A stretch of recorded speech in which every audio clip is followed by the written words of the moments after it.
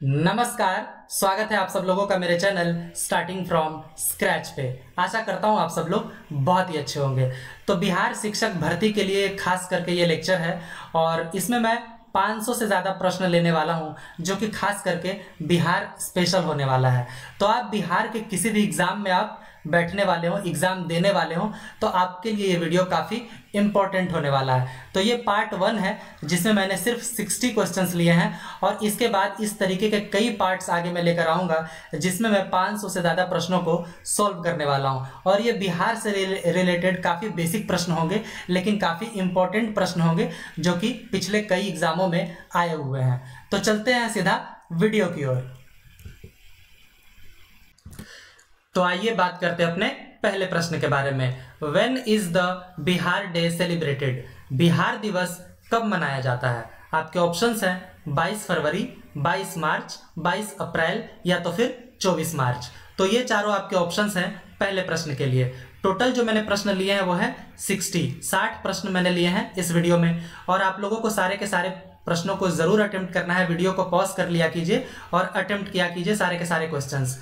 और लास्ट में आप लोग कमेंट कीजिएगा कि आप लोगों ने कितने प्रश्नों के सही उत्तर दिए हैं। मिनिमम आपके 50 प्रश्न तो सही होने ही चाहिए क्योंकि सारे के सारे बेसिक प्रश्न हैं। तो बिहार दिवस मनाया जाता है 22 मार्च को, क्योंकि 22 मार्च 1912 को बिहार अलग हुआ था बंगाल प्रेसिडेंसी से। बंगाल प्रेसिडेंसी से बिहार अलग हो गया था 22 मार्च 1912 को। और उस समय का बंगाल प्रेसिडेंसी मतलब आज का बंगाल, बिहार, उड़ीसा, झारखंड, बांग्लादेश सब बंगाल प्रेसिडेंसी में ही थे। तो पहली बार बिहार अलग हो गया था 22 मार्च 1912 को, इसीलिए 22 मार्च को मनाया जाता है बिहार दिवस। आइए देखते हैं दूसरा प्रश्न। बिहार बंगाल से कब अलग हुआ था? तो अभी मैंने बताया 1912 में अलग हुआ था और एग्जैक्ट डेट 22 मार्च 1912 को अलग हुआ था बिहार बंगाल प्रेसिडेंसी से। और जो नाम पड़ा नए राज्य का वो था बिहार उड़ीसा प्रोविंस।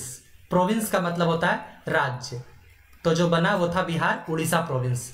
आइए देखते हैं तीसरा प्रश्न। बिहार का पहली बार बंटवारा कब हुआ था?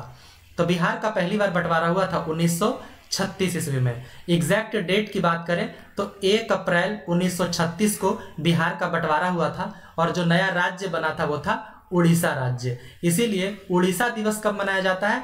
1 अप्रैल को, क्योंकि 1 अप्रैल को बिहार से अलग होकर उड़ीसा एक नया राज्य बन गया, इसीलिए मनाया जाता है उड़ीसा डे 1 अप्रैल को। चौथा प्रश्न। बिहार का बंटवारा दूसरी बार कब हुआ था? पहली बार तो बंटवारा हुआ तो उड़ीसा बन गया, दूसरी बार बंटवारा हुआ 15 नवंबर सन 2000 को और इस समय एक नया राज्य बना, वो था झारखंड राज्य। इसीलिए झारखंड डे कब मनाया जाता है? 15 नवंबर को हर साल मनाया जाता है झारखंड डे। पांचवा प्रश्न देखते हैं। बिहार की राजकीय भाषा क्या है? ऑफिशियल लैंग्वेज क्या है बिहार का? तो बिहार का ऑफिशियल लैंग्वेज है हिंदी और उर्दू। तो पांचवा का ऑप्शन डी करेक्ट हो जाएगा। छठा देखते हैं। बिहार में सबसे ज्यादा बोले जाने वाली क्षेत्रीय भाषा कौन सी है? जो रीजनल लैंग्वेज है उसमें सबसे ज्यादा कौन सा लैंग्वेज बोला जाता है? तो उसमें सबसे ज्यादा बोला जाता है मैथिली और उसके बाद दूसरे नंबर पे है भोजपुरी, लेकिन सबसे ज्यादा है मैथिली। तो छठा का ऑप्शन ए करेक्ट हो जाएगा। सातवां प्रश्न देखते हैं। बिहार की राजधानी कौन सी है? तो ये तो काफी बेसिक प्रश्न है। बिहार की राजधानी है पटना, तो सातवां का ऑप्शन डी करेक्ट हो जाएगा। आठवां देखते हैं। बिहार का उच्च न्यायालय कहाँ स्थित है? जो हाई कोर्ट है बिहार का वो कहाँ स्थित है? गया, पटना, दरभंगा या मुजफ्फरपुर? तो ये स्थित है पटना में, जो कि बिहार का कैपिटल भी है। लेकिन ऐसा बिल्कुल भी जरूरी नहीं है कि जो हाई कोर्ट है वो स्टेट कैपिटल में ही रहे, क्योंकि अगर हम लोग अपने पड़ोसी राज्य का ही बात कर ले यूपी, तो यूपी का राजधानी तो है लखनऊ, लेकिन इसका जो हाई कोर्ट है वो है प्रयागराज में। प्रयागराज में जिसे पहले इलाहाबाद कहा जाता था। उसी तरीके से अगर हम लोग बात कर ले छत्तीसगढ़ का, तो छत्तीसगढ़ की राजधानी है रायपुर, लेकिन इसका जो हाई कोर्ट है वो स्थित है बिलासपुर में। बिलासपुर में। जैसे कि एक और राज्य हम लोग देख लेते हैं केरला, तो केरला का जो राजधानी है वो है तिरुवनंतपुरम, लेकिन इसका जो हाई कोर्ट है वो स्थित है कोच्चि में। तो ऐसा जरूरी नहीं है कि जो स्टेट का हाई कोर्ट है वो स्टेट कैपिटल में रहे, ऐसा बिल्कुल भी जरूरी नहीं है। नौवां प्रश्न देखते हैं। नौवां प्रश्न देखते हैं। How many divisions are there in Bihar? Bihar में कुल कितने प्रमंडल हैं? तो प्रमंडल को इंग्लिश में कहते हैं डिविजन्स। तो टोटल कितने डिविजन्स हैं? तो टोटल 9 डिविजन्स है बिहार में, मतलब 9 प्रमंडल है। कौन कौन से नाम देख लेते हैं? पटना, तिरहुत, सारण, दरभंगा, कोसी, पूर्णिया, भागलपुर, मुंगेर और मगध। ये टोटल 9 प्रमंडल हैं। और इन 9 प्रमंडल में फिर 38 जिलों को बांट दिया गया। किसी में 6 जिले हैं, किसी में 5 हैं, 4 हैं, किसी में 3 हैं, किसी में 2 जिले भी हैं। इससे क्या है, शासन व्यवस्था को चलाना आसान हो जाता है। 10वां प्रश्न देखते हैं, बिहार में कुल कितने जिले हैं? तो जिले हैं टोटल 38। तो प्रमंडल हम लोगों ने कितने देखे? 9। और जिले कितने हैं? 38। अगर पूछा जाए अनुमंडल मतलब सब डिविजन्स कितने हैं, तो अनुमंडल है टोटल 101। अगर आपसे पूछ लिया जाए सर्कल कितने हैं, तो सर्कल है टोटल 534। तो ये सारे के सारे आंकड़े आप लोग ध्यान रखिएगा।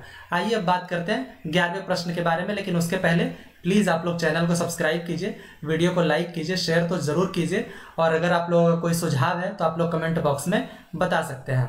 आइए देखते हैं 11वां प्रश्न, बिहार विधानसभा में कुल कितनी सीटें हैं? जो लेजिस्लेटिव असेंबली होता है उसमें टोटल कितनी सीटें हैं? तो टोटल हैं 243 सीटें हैं। अगर आपसे पूछ लिया जाए कि कितने सीटें शेड्यूल्ड कास्ट के लिए इसमें से रिजर्व्ड हैं, तो टोटल वो सीट है 40 सीट्स जो है शेड्यूल्ड कास्ट के लिए रिजर्व होता है, 40 सीट। आइए देखते हैं 12वां प्रश्न, बिहार में विधान परिषद की कितनी सीटें हैं? तो याद रखिएगा, बिहार उन चुनिंदा राज्यों में है जिसमें विधान परिषद भी मतलब उच्च सदन जो होता है स्टेट का वो अवेलेबल है। जैसे कि कुछ राज्य हैं, 6 हैं, बिहार है, यूपी है, इसके अलावा आंध्र प्रदेश है, तेलंगाना है, और इसके अलावा फिर कर्नाटक है और महाराष्ट्र। सिर्फ यही 6 राज्यों में जो है विधान परिषद मतलब जो राज्य का जो उच्च सदन होता है वो अवेलेबल है। इसके अलावा और किसी राज्य में नहीं है। हालांकि वेस्ट बंगाल में बिल पास हो गया है, बट अभी लागू नहीं हुआ है विधान परिषद वहाँ पे, तो इसीलिए वहाँ पे सिर्फ विधानसभा है। लेकिन बिहार में विधानसभा भी है और विधान परिषद भी है। जैसे कि संसद में लोकसभा होता है निम्न सदन और राज्यसभा होता है उच्च सदन, उसी तरीके से स्टेट में विधानसभा जो है वो निम्न सदन होता है और विधान परिषद जो है वो उच्च सदन होता है। तो बिहार में विधान परिषद की कितनी सीटें हैं? तो इसमें है 75 सीटें हैं। तो 12वां का ऑप्शन सी करेक्ट हो जाएगा। आइए बात करते हैं 13वां प्रश्न, बिहार में लोकसभा की कुल कितनी सीटें हैं? तो बिहार में लोकसभा की टोटल 40 सीटें हैं। अब इसमें कितनी सीटें रिजर्व हैं? तो इसमें 6 सीटें रिजर्व्ड हैं शेड्यूल्ड कास्ट के लिए। हम लोगों ने देखा विधानसभा में कितनी सीटें थे? 243, और कितने रिजर्व थे? तो उसमें से रिजर्व थे 40। लोकसभा में 40 सीटें हैं और रिजर्व हैं 6 सीटें। 14वां प्रश्न देखते हैं, बिहार में राज्यसभा की कितनी सीटें हैं? मतलब राज्यसभा के कितने मेंबर्स बिहार से जाते हैं? तो इसका जो करेक्ट आंसर है वो है ऑप्शन सी, 16 सीटें हैं बिहार में राज्यसभा की। तो 14वां का ऑप्शन सी करेक्ट हो जाएगा। 15वां देखते हैं, बिहार के पहले मुख्यमंत्री कौन थे? राबड़ी देवी, अब्दुल गफूर, भोला पासवान शास्त्री, या तो फिर श्री कृष्ण सिन्हा। तो इसमें जो सबसे पहले मुख्यमंत्री थे वो थे श्री कृष्ण सिन्हा। तो 15वां का ऑप्शन डी करेक्ट हो जाएगा। इसके अलावा जान लीजिए राबड़ी देवी जो थी वो थी फर्स्ट वुमेन चीफ मिनिस्टर, पहली महिला मुख्यमंत्री थी। अब्दुल गफूर साहब जो थे वो पहले मुस्लिम सीएम थे, पहले मुस्लिम मुख्यमंत्री थे। और भोला पासवान शास्त्री जो थे वो पहले दलित सीएम थे, पहले दलित सीएम थे। ये आप लोग ध्यान रखिएगा, ये सभी प्रश्न आ जाते हैं एग्जाम में। 16वां प्रश्न देखते हैं, बिहार के पहले राज्यपाल कौन थे? तो बिहार के पहले राज्यपाल थे जयराम दास दौलत राम। तो 16वां का ऑप्शन सी करेक्ट हो जाएगा। 17वां देखते हैं, बिहार का कुल क्षेत्रफल कितना है? टोटल एरिया कितना है बिहार का? तो टोटल एरिया है 94,163 स्क्वायर किलोमीटर या वर्ग किलोमीटर। तो 17वां का ऑप्शन ए करेक्ट हो जाएगा। 18वां प्रश्न देखते हैं, 18वां प्रश्न देखते हैं, क्षेत्रफल की दृष्टि से बिहार का भारत में क्या स्थान है? 12वां, 13वां, 14वां या 15वां? तो क्षेत्रफल की दृष्टि से बिहार का स्थान है 13वां। तेलंगाना राज्य के बनने के बाद बिहार का स्थान है 13वां। अब है कि बिहार का एरिया कितना है? तो इंडिया का जो टोटल एरिया है उसका 2.86% एरिया जो है वो बिहार का एरिया है। तो 18वां का ऑप्शन बी करेक्ट हो जाएगा, 13वें नंबर पे है। उसके आगे देखते हैं 19वां प्रश्न। 19वां प्रश्न देखते हैं, उत्तर से दक्षिण तक बिहार की लंबाई क्या है? आइए देख लेते हैं इसको मैप में। तो ये हो गया उत्तर नॉर्थ, और नीचे हो गया ये साउथ दक्षिण। तो यहाँ पे पूछा जा रहा उत्तर से दक्षिण तक बिहार की लंबाई कितनी है, तो उत्तर से दक्षिण में बिहार की लंबाई 345 किलोमीटर। तो 19वां का ऑप्शन डी करेक्ट हो जाएगा। 20वां देखते हैं, पूर्व से पश्चिम तक बिहार की चौड़ाई कितनी है। अब बात किया जा रहा है इधर पूर्व, जिस साइड पश्चिम बंगाल है पूर्व, और इस साइड जिधर उत्तर प्रदेश है ये हो गया पश्चिम। तो पूर्व से पश्चिम जो है ये बिहार की चौड़ाई कितनी है, तो ये है 483 किलोमीटर। ये दोनों आंकड़े अक्सर एग्जाम में पूछे जाते हैं, इसको याद रखिएगा। आइए देखते हैं 21वां प्रश्न, निम्न में से कौन सा देश बिहार की सीमा से लगता है। तो इसको अगर मैप में देखें तो पश्चिम साइड है उत्तर प्रदेश, पूर्व साइड है पश्चिम बंगाल, और दक्षिण के साइड है झारखंड। तो अब है कौन सा देश लगता है बिहार की सीमा से, तो देखिए उत्तर के साइड में एक देश है नेपाल, और इकलौता है बिहार का जो इंटरनेशनल बाउंड्री शेयर करता है बिहार, वो है नेपाल के साथ। तो यहाँ पे वो देश हो जाएगा नेपाल, जिसके साथ बिहार सीमा साझा करता है। 22वां प्रश्न देखते हैं, बिहार के कितने जिले नेपाल की सीमा से लगते हैं। तो आइए इसको भी मैप में देख लेते हैं। तो इस साइड है नेपाल, अब देखिए कितने जिले लगते हैं, एक तो है पश्चिमी चंपारण, पूर्वी चंपारण, सीतामढ़ी, मधुबनी, सुपौल, अररिया और किशनगंज। टोटल 7 जिले हैं जो कि नेपाल की सीमा से लगते हैं। शिवहर देखिए इसका जो है बाउंड्री वो नेपाल की सीमा से नहीं लग रहा है, तो टोटल 7 ही ऐसे जिले हैं। तो यहाँ पे ऑप्शन बी करेक्ट हो जाएगा, 22वां का ऑप्शन बी। 23वां प्रश्न देखते हैं, निम्न में से कौन सा बिहार का जिला नेपाल के साथ सीमा साझा नहीं करता है। तो पहले में देखिए ईस्ट चंपारण है, तो ईस्ट चंपारण तो देखिए जिला साझा कर रहा है नेपाल के साथ, सीमा साझा कर रहा है, तो ये तो नहीं होगा। फिर है मधुबनी, तो मधुबनी भी देखिए ये भी कर रहा है। तीसरे नंबर पे है अररिया, तो अररिया भी देखिए यहाँ पे सीमा साझा कर रहा है। लेकिन एक ऑप्शन है शिवहर, जिसके बारे में हम लोग पहले ही बात किए थे, शिवहर का जो बाउंड्री है वो नेपाल के साथ नहीं लगा हुआ है। तो यहाँ पे ऑप्शन डी करेक्ट हो जाएगा, 23वां का डी। 24वां प्रश्न देखते हैं, बिहार के कितने जिले झारखंड राज्य के साथ सीमा साझा करते हैं। आइए इसको भी मैप में देख लेते हैं। तो बिहार के दक्षिण में है झारखंड, तो कितने जिले सीमा साझा कर रहे हैं ऊपर से देख लेते हैं। एक तो यहाँ हो गया कटिहार, क्योंकि ये सब झारखंड का ही है एरिया, तो एक तो कटिहार हो गया, भागलपुर 2, बांका 3, जमुई 4, नवादा 5, गया 6, औरंगाबाद 7, और रोहतास देखिए यहाँ तक है इसका बाउंड्री, तो रोहतास भी सीमा साझा करता है। कैमूर नहीं करता है, कैमूर का यहीं तक है बाउंड्री। तो टोटल 8 हो गए, रोहतास, औरंगाबाद, गया, नवादा, जमुई, बांका, भागलपुर और कटिहार। तो टोटल 8 जिले जो हैं वो झारखंड के साथ सीमा साझा करते हैं। तो 24वां का ऑप्शन बी करेक्ट हो जाएगा। 25वां देखते हैं, बिहार के कितने जिले उत्तर प्रदेश के साथ सीमा साझा करते हैं। तो आइए इसको भी मैप में देख लेते हैं। पश्चिम के साइड में है उत्तर प्रदेश, तो एक तो हो गया पश्चिमी चंपारण, गोपालगंज 2, सिवान 3, सारण 4, भोजपुर 5, बक्सर 6, कैमूर 7, और रोहतास का एरिया देखिए यहाँ तक है, तो इसीलिए रोहतास भी हो जाएगा। तो टोटल 8 जिले जो हैं बिहार के वो उत्तर प्रदेश के साथ सीमा साझा करते हैं। तो 25वां का ऑप्शन सी करेक्ट हो जाएगा। 26वां देखते हैं, बिहार के कितने जिले पश्चिम बंगाल के साथ सीमा साझा करते हैं।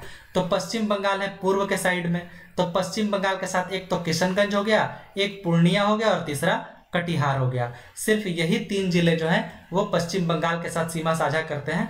तो 26वां का ऑप्शन बी करेक्ट हो जाएगा। आइए बात करते हैं 27वें प्रश्न के बारे में। बिहार राज्य अन्य कितने भारतीय राज्यों के साथ सीमा साझा करता है। तो टोटल 3 ही राज्य हैं। पूर्व में हो गया, यहाँ पे देखिए पूर्व में पश्चिम बंगाल, पश्चिम में उत्तर प्रदेश और दक्षिण में झारखंड। तो बिहार राज्य सिर्फ 3 राज्यों के साथ सीमा साझा करता है। तो यहाँ पे ऑप्शन ए करेक्ट हो जाएगा।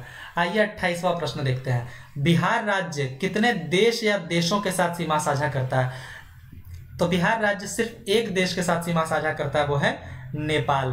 तो 28वां का ऑप्शन ए करेक्ट हो जाएगा। 29वां प्रश्न देखते हैं। 29वां प्रश्न, बिहार का कौन सा जिला नेपाल और पश्चिम बंगाल दोनों के साथ सीमा साझा करता है। पूर्णिया, कटिहार, किशनगंज या भागलपुर। आइए इसको मैप में देख लेते हैं।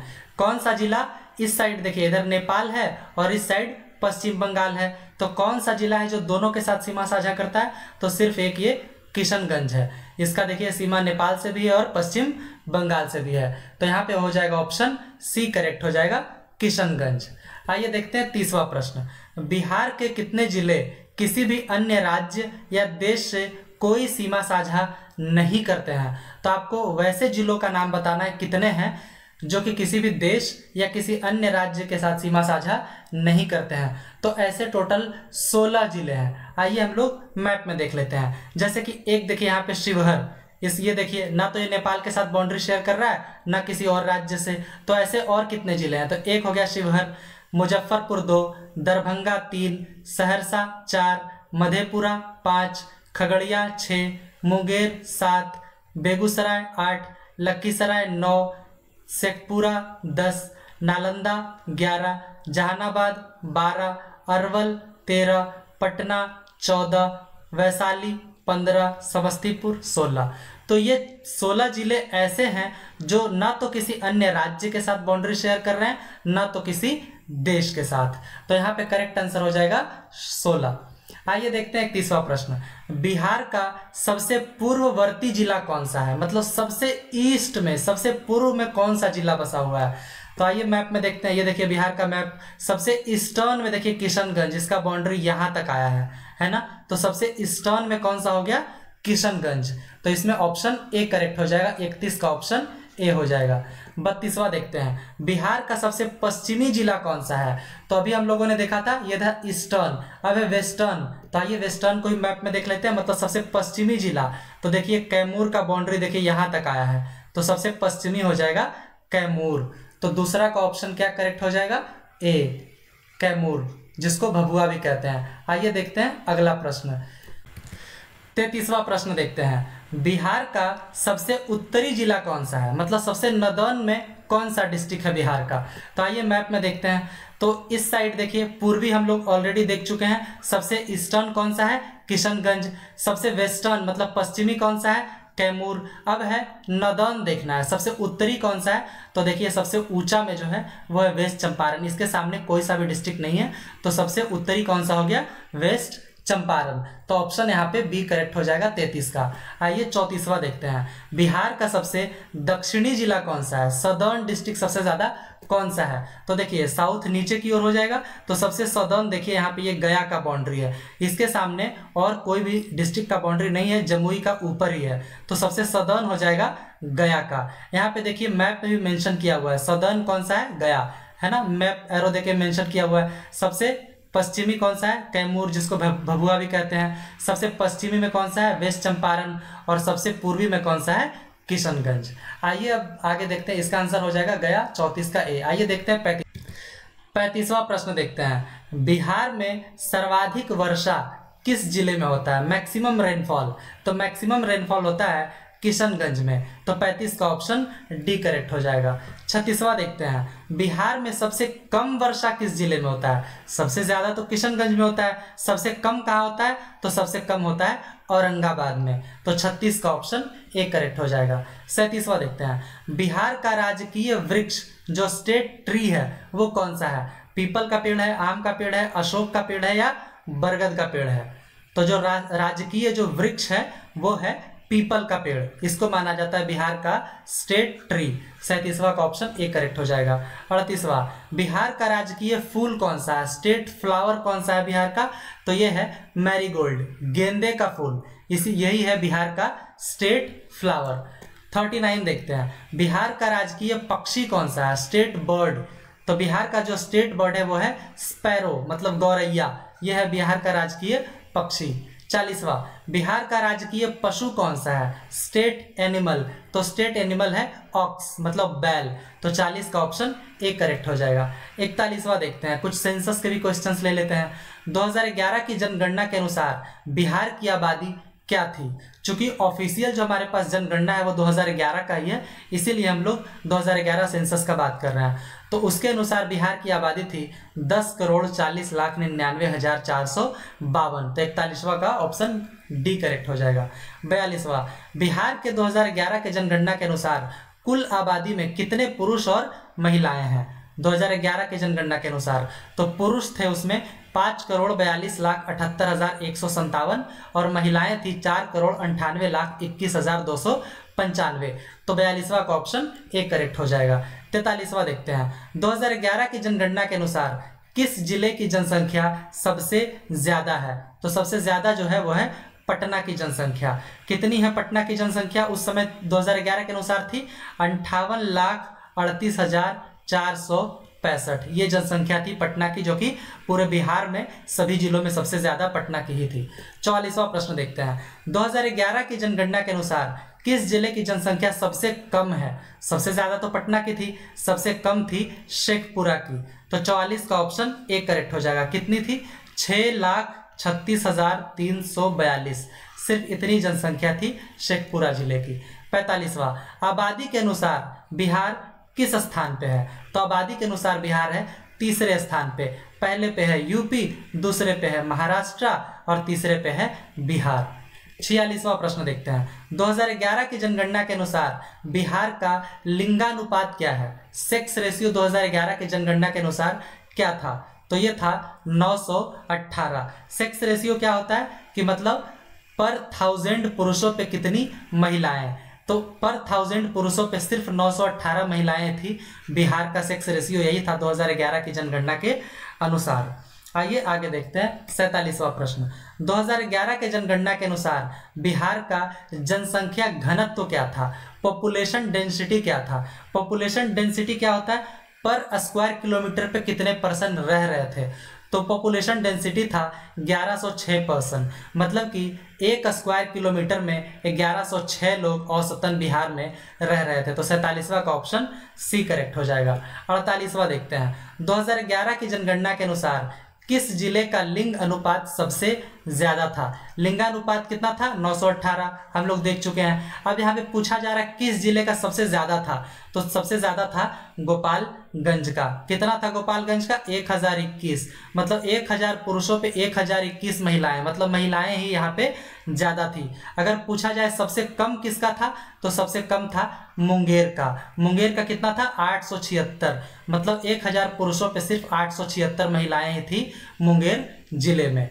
आइए देखते हैं 49वां प्रश्न, बिहार के निम्न में से किस जिले में पुरुषों की तुलना में महिलाओं की संख्या अधिक है? अभी हम लोग बात किए कि गोपालगंज का सेक्स रेशियो कितना था? 1021, मतलब 1000 पुरुषों पे 1021 महिलाएं, मतलब गोपालगंज ही एक ऐसा जिला था जहां पे पुरुषों की तुलना में महिलाएं ज्यादा थी। तो यहाँ पे ऑप्शन ए करेक्ट हो जाएगा, गोपालगंज। 50वां प्रश्न देखते हैं, बिहार का शिक्षा दर क्या है? लिटरेसी रेट क्या है बिहार का 2011 की जनगणना के अनुसार? ऑब्वियसली तो बिहार की जो लिटरेसी रेट था वो था 61.80। तो 50वां का ऑप्शन सी करेक्ट हो जाएगा। अगर इसमें पूछा जाए मेल और फीमेल का कितना कितना था, तो मेल का था 71.2% और फीमेल का था 51.5%। 51वां प्रश्न देखते हैं, मखाना की खेती सबसे ज्यादा किस राज्य में होती है? तो मखाना की खेती के लिए बिहार काफी प्रसिद्ध है। तो 51वां का ऑप्शन ए करेक्ट हो जाएगा। सबसे ज्यादा मखाना की खेती बिहार में ही होती है। आइए देखते हैं 52वां, ककोलत जलप्रपात बिहार के किस जिले में स्थित है?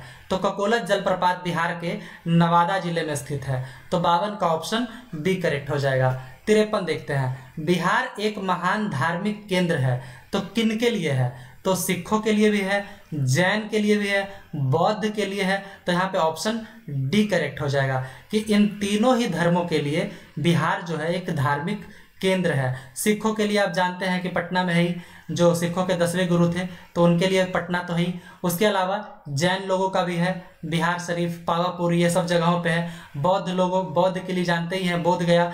तो इसीलिए बिहार जो है ये तीनों धर्मों के लिए एक पवित्र जगह है।